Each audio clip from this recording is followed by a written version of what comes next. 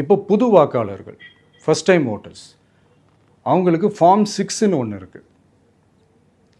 அதை நீங்கள் ஃபில்அப் பண்ணி நீங்கள் உங்கள் ஏரியாவில் இருக்கிற சம்மந்தப்பட்ட உங்கள் அலுவலகத்தில் நீங்கள் டைரெக்டாகவும் சப்மிட் பண்ணலாம், இல்லை நீங்கள் ஆன்லைன்லேயும் சப்மிட் பண்ணலாம். அப்படி ஆன்லைனில் நீங்கள் சப்மிட் பண்ணிங்கன்னா அதுக்கான ஸ்க்ரீன்ஷாட்டை எடுத்து வச்சுக்கோங்க.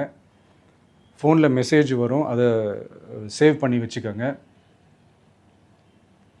அப்ராடில் இருக்கிறவங்க கூட அந்த எஸ்ஏஆர் ஃபார்மை டவுன்லோட் பண்ணி நீங்கள் அதை ஃபில்அப் பண்ணி சப்மிட் பண்ணலாம். அதுக்கான அக்னாலேஜ்மெண்ட்டை வாங்கி வச்சுக்கோங்க.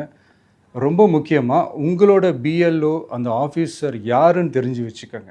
இந்த தேர்தல் ஆணையம் அந்த வெப்சைட்டில் போனீங்கன்னா அந்த பர்டிகுலர் பிஎல்ஓ ஆஃபீஸரோட ஃபோன் நம்பர் கூட நீங்கள் எடுத்து வச்சுக்கலாம்.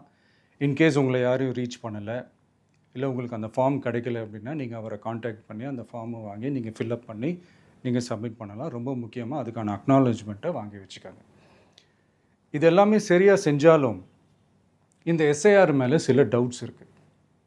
அது என்னென்னா, இந்த 6,36,00,000 வாக்காளர்களுக்கு ஒருத்தர் விடாமல் இந்த ஒரே மாதத்துக்குள்ளே எப்படி எல்லாருக்குமே அந்த ஃபார்ம் போய் ரீச் ஆகும்? ஒன்று.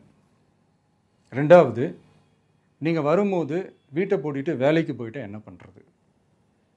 இப்போ நீங்கள் வருவீங்கன்றதுக்காக வேலையெல்லாம் விட்டுட்டு வீட்டுக்குள்ளேயே உட்காந்துட்ருக்கணுமா?